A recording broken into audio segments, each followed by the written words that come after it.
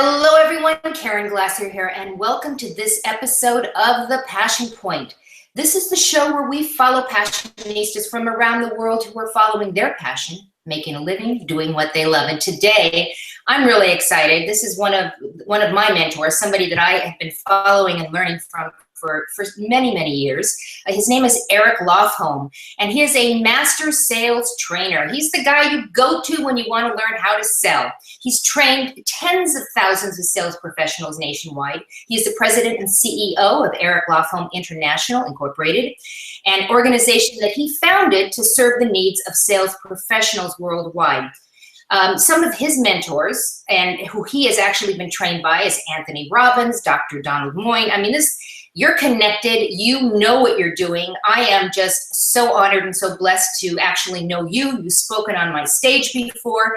You rock, Eric. Welcome to The Passion Point. How are you today? I'm doing great. I'm excited to be here.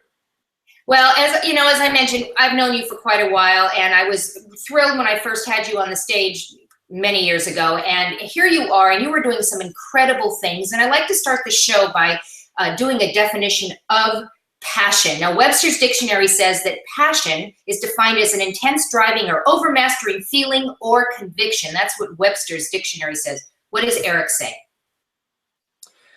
You know, it's really that there's this energy that I tap into that I don't even really know how you describe it, but it's just something that I love helping people. I love speaking, mentoring, making a difference in the lives of others. And I think I'm happiest when I'm creating value for other people.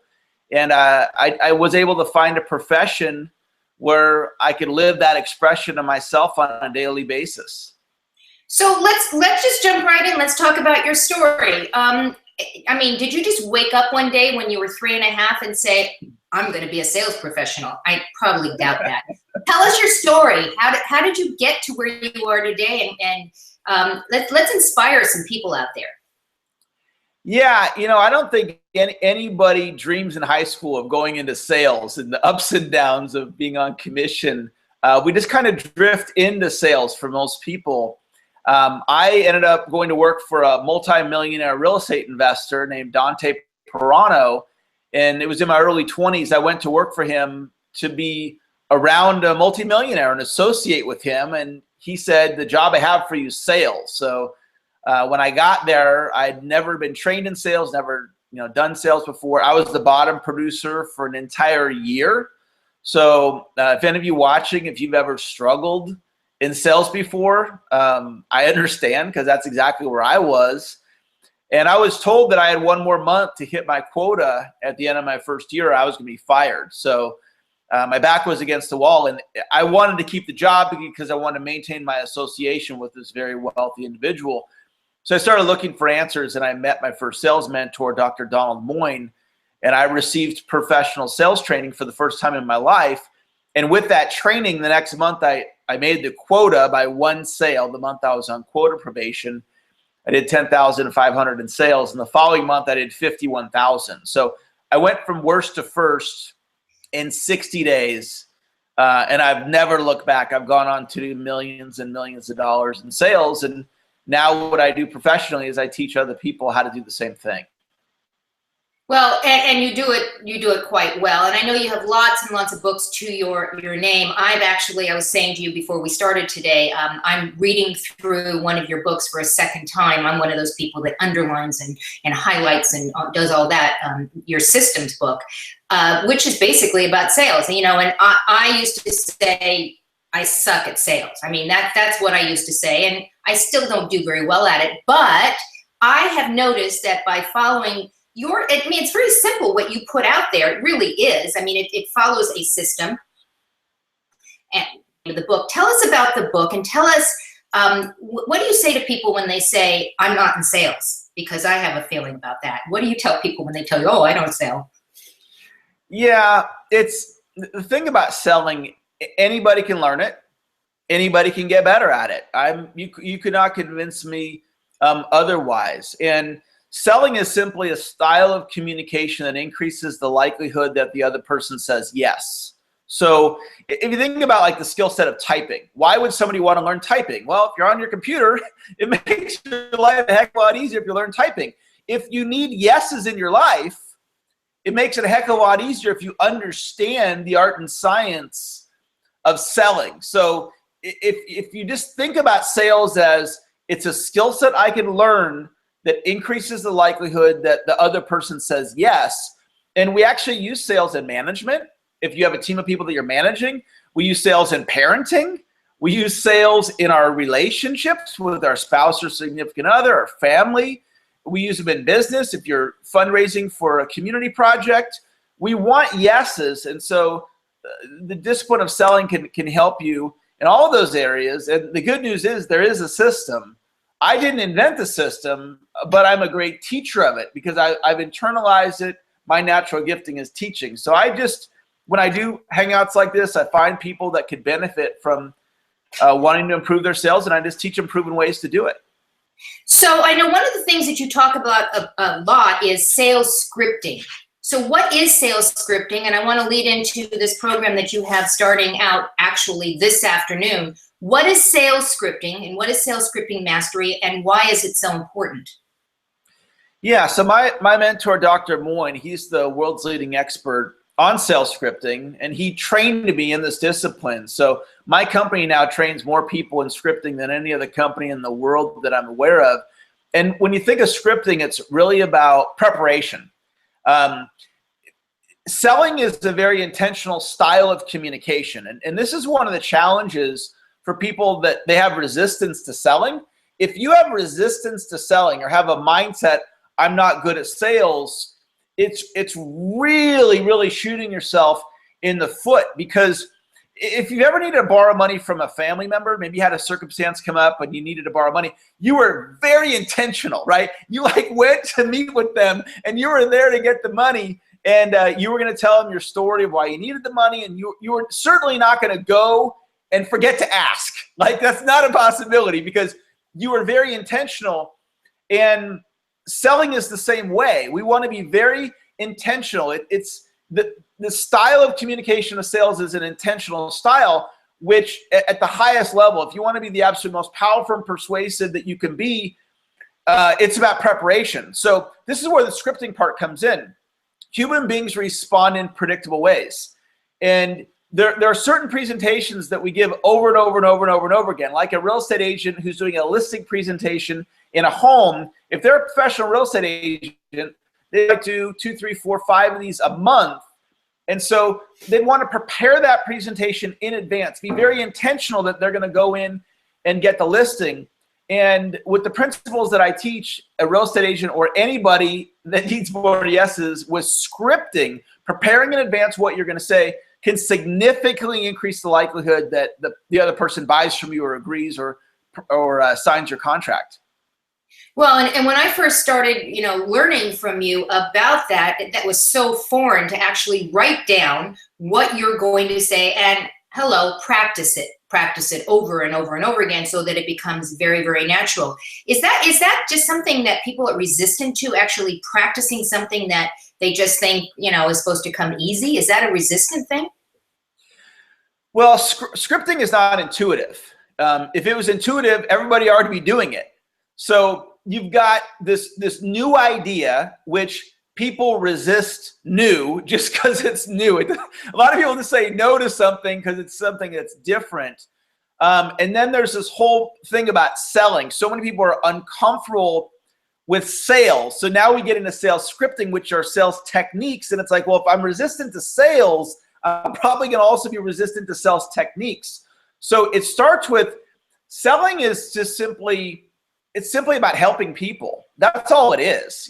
If I'm selling to somebody a sales training program, I want to help them by finding out, do they have a problem that sales training can solve? So I'm really there to help them. And so it gives me tremendous power in the presentation because it's not like we're on opposite sides of the table. We're on the same side of the table, mutually, collaboratively trying to help. I'm trying to use my skills to help them solve a problem. And then if my product can assist them in doing that. So it starts with embracing sales and then realizing that there's certain presentations that you're going to give over and over and over again, like a coach. They're going to have a coaching enrollment conversation. A network marketer is going to have a recruiting conversation. A financial services professional, they're going to talk to somebody about their financial goals and, their different products. So they're repetitive conversations. So it just makes so much logical sense to take the time out to prepare this repetitive conversation so you can be at your best. And that's what I teach people. And as people are understanding what I'm saying, they're like, Eric, that just makes so much sense. Yeah, I get it. Right. And again, I think what really allowed me to not be resistant to this whole thing was to correlate selling is serving. And I know that's one of your big things. Selling is serving. You're there to help people. You're there to solve problems, to help them with their problems. But you have to listen first. You have to find out what their problems are and find out how you can serve them. So let's talk a little bit about, you have another book out, your Sales Scripting Mastery book, right? Which is doing, I think it's #1. It's doing extraordinarily well. So congratulations on that. Let's talk about that. And let's talk about this class that people can sign up for. What's it called? What can they help to accomplish in terms of their marketing, and why they should be working with you, Eric? So let's go back to Sales Scripting Mastery, and let's work our way through all those gazillion questions I just threw at you. Yeah, so once I learned about sales scripting and I started sharing with other people, I had a lot of people that expressed interest in wanting me to teach them about sales scripting. And so I created a course that teaches that, and the course is $995. And then I thought, some people would like to learn scripting and maybe they don't have $1,000 or that's a little bit too much as a first step.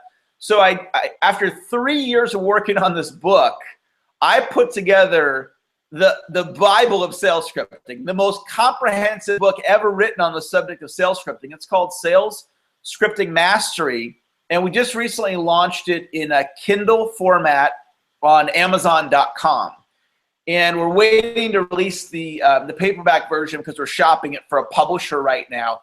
But you can get a free Kindle app. You can put it right on your smartphone. It's over 400 pages of content, and it teaches the entire system of how to effectively create a winning presentation. And it's $2.99. It's obviously the cost is nothing. So if you're interested in learning how to prepare your presentation to be more successful, that's a phenomenal book. So you just go head on over to Amazon.com and you can pick it up. And then I've got this planning class that actually starts today, December 8th. And it's a 4-session class. We're doing 4 sessions over the next 2 weeks. And I believe that everyone in business should start off the new year with a written plan. And what happens with the new year, we all got a clean slate, right? It's like opening day in baseball. Everybody's undefeated. No one's lost a game. Well, when it's opening day of the new year, January 1, we all get a clean slate. And some of us had a rough year. So it's like we wipe the slate clean and let's create your year on paper so you're excited when you hit January 1. So I have this class coming up. It's a virtual class. You do it over your computer. We do the sessions live and we record them. So if you can't make it, you can do the recording. And if you just do the class, you're going to produce a written plan, and that's going to get you motivated and excited to go into the new year. And it's free. So we just give it away. There's no cost for the class. We don't even sell anything on the class. It is just a give back. I pour into the students that participate. The sessions are Tuesday, Thursday, starting today, December 8th at 4 o'clock California time. The way to register, it's www.2016salesplan.com, 2016salesplan.com. You just go there, put in your email, and you're registered. And do the class with a friend. You guys can do it together, and you'll absolutely love the class. And so just for our viewers right now, everything that Eric is saying is in the run sheet right below. You don't have to go searching. Just click the link. You'll go enroll. And join me because I'm going to be on. I am going to be taking this program with you. As you know, I've already signed up. I am committed and motivated. That's my word for next year, motivated, for 2016 to be an awesome year. And you're a big part of my strategy. So I'm very excited about that. You know, I'm one of the quotes that you have in your book from Systems. I actually wrote it down. When I was reading last night, and it's from Victor Hugo. There is nothing more powerful than a good idea whose time has come, and that's kind of how I feel right now. And I'm hoping that other people feel that way as well, that there is no better time than right now. And why wait? It's time for you to get going. What do you think stops people from just taking that next step? What do you tell people that have lost their passion or don't know what their passion is or can't figure out what they're supposed to do next? How do you push them, or can you push them to take that next step? Well, there's certainly some things you can do to help them get connected to taking massive action, because here's the deal. There's consequences either way. So if you don't go after it in your life, and I'll show you a little thing on my phone here, because there's an app called Final Countdown, and it's a free app. And what I have on the app, it allows you to count up and count down. And this right here, this indicates my last productive day based on my projections on the planet. It's the day before I turn 76. So I have 11,236 days, 8 hours, 31 minutes, 48 seconds, no, 47 seconds, no. You can watch your life count down in front of your eyes. This motivates me, because it's like, look, if I want to make something happen, I got to get going. Like, let's go. And the thing is, if you're holding back in life and you're not like fully engaged and fully going for it, understand that there's a consequence. And the consequence is, if you continue that pattern, you're going to get to the end of your life and it's too late. You know, it's too late, and it's not too late right now to take action and go after your dreams. You know, I get energy, like right now I'm energized because I'm living my purpose. And I think that if people really go within, they can discover, well, what are their natural gifts and talents, and what are the things that they enjoy, and what gives them extra energy, and what gets them fired up and excited. And what I chose to do was just like wrap my business around, turn my passion into a career. And, you know, so that's one thing to consider. And I think the other thing that really holds people back is just the idea of different, you know, something new. You know, sometimes you present an idea to somebody, well, let's go to lunch at this place. And they go, well, I don't want to go there. Well, why not? Well, I've never been there before. And so it's just kind of a way that we are as human beings. We drink our coffee the same way. We watch the same TV programs. Look at your website patterns. You go to the exact same websites. You go to the same social media platforms. We are such creatures of habit. And what I do is I actually do the opposite. I seek out things that are different. My iPhone has a flap on it. And the reason I got the flap is because it was different. I never had an iPhone with a flap. And I got the case with the flap, and I didn't know I was going to love it, but I love it because right now I can't see the notifications. I'm not distracted. I'm here present with you because I don't see all the notifications blowing my phone up, but I didn't know that benefit until I got something new. So when I looked at this iPhone case and the guy showed it to me, I'm like, well, I don't want one with the flap. And the only reason I didn't want one with the flap is because it's different. But now I love it. So try different things, even something as simple as driving to work a different way. Wearing a different type of clothing. It's just funny how we are as human beings. We wear our hair the same way. So much is similar in our life. And if you're not juiced about your life, then try some different things so you can get fired up and excited. I am so in agreement. It's sort of like that risk management thing, is that we're so concerned about taking care of what we think is going to protect us, rather than taking that step and just do it. And what's the worst that can happen? One of my favorite quotes actually is, statement is, what's the worst that can happen, and can you live with it? And if you can, just go do it. What's, you know, at the end of the day, what's the worst thing that can happen? So today's quote, and this is actually, each show I like to have a quote that has to do with passion. Today's quote is, passion and purpose go hand in hand. When you discover your purpose, you will normally find it something you're tremendously passionate about. What do you think about that? Yeah, I mean, in my case, I'm an example of that, you know, and it's where, you know, to be a business owner, not everybody that's watching is necessarily a business owner, but to be a business owner, it requires tremendous energy. It's why most people don't make it, because you come up against the speed bump, the pothole, the obstacle, and you just wave the white flag and, okay, I quit. You know, it's too much. And having that passion and purpose is what's allowed me my business at times I've been in business for 17 years. It's gone on life support, and what carried me through the tough times was that deep burning desire within me, living that passion and that purpose. And I just want to make one quick comment about the risk management idea. When I started my company 17 years ago, I was afraid of failing. I thought, what if I start this company and it fails, which is like a real concern because most businesses don't make it. And here's what I did. I did exactly what you said. I was working a sales job and I thought, okay, what if I try and fail? Then what? Well, I just go back and get another sales job. So I'd be right back where I started. So I wasn't going backwards. All that would happen if I went for it and it didn't work is I'd just be right back where I started. I thought, there's no risk. And so here we are 17 years later, and I still get to live my dream. I'm grateful for every single day I get to live my dream. And that risk management's a powerful idea. Yeah, and one of my other favorite sales book is Go for No. That's Andrea Waltz and Fenton. And one of the things they talk about is failing your way to success. And I just love that. It's not a bad word. It's somewhere between, no and yes. You have to keep going after it. And the more you ask and the more you do it. How do you feel about failing your way to success, Eric? Yeah, I don't language it like that, but I'm in alignment with the principle. I set goals all the time that I fall short on.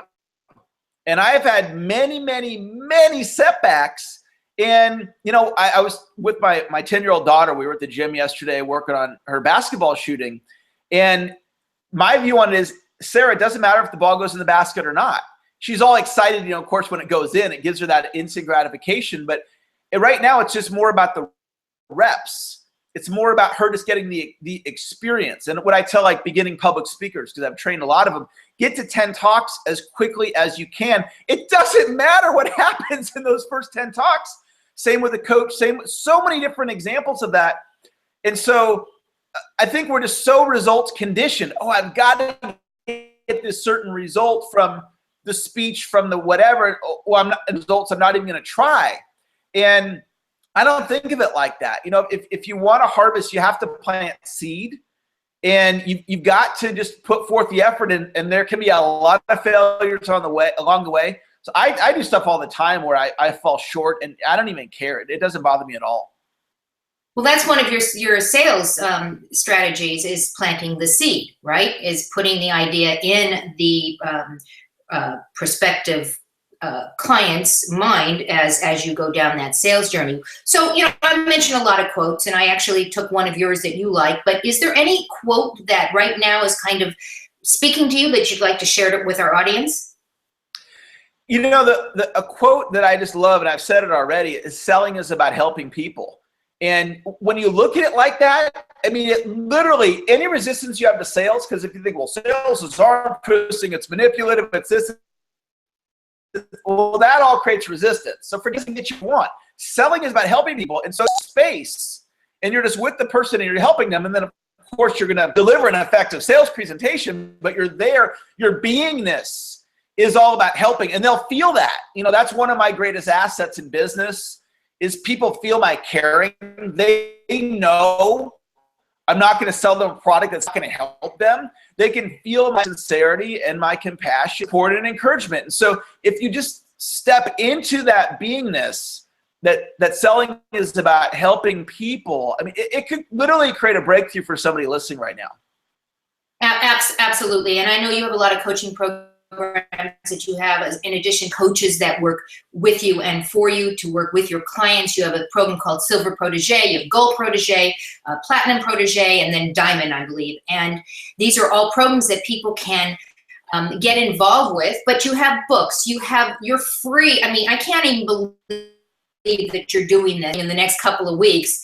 And that's absolutely complimentary. And I think people would be absolutely ridiculous not to avail themselves to it. So let's just go over everything that you have going so people can get to know you. And most importantly, don't forget to click on that link down there and join this program. Join me. I'm going to be on this with Eric, along with 1,500 other people. So let's just go through the book. You have the books out. Let's talk about the books that you have, and then the classes and all the different things as we start to wrap this up.